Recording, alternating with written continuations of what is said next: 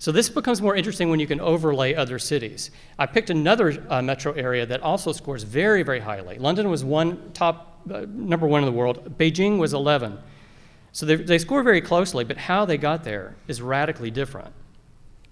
Beijing, the two areas it does better, number of data centers, the sheer scale of the data center market is larger in Beijing.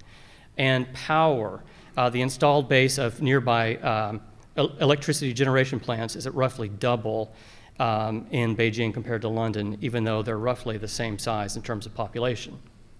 Okay, those are the two areas where Beijing surpasses London. Where does London surpass Beijing? Why is it number one and not number 11? Well, a few things really jumped out at me. Internet exchanges and long-distance transport. London is far superior. And really, in some ways, that reflects, going way back in time, the command economy aspects of the Chinese market. And it still, in some ways, is very hierarchical, that's served by three basically giant companies. And you're not expected to go to an internet exchange and peer with hundreds of different ASs as you are in London. Because of the fierce competition in London, you can see that prices are lower. That means, in our score, it's better.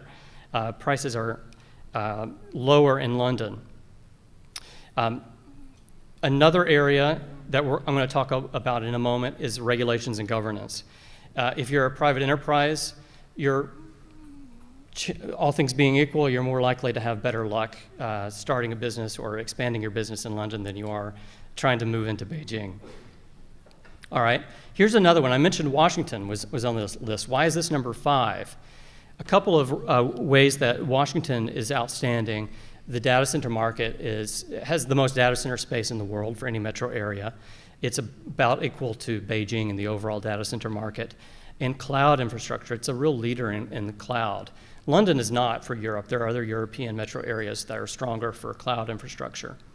Long distance transport, though, Washington, D.C. is not an international hub for the United States.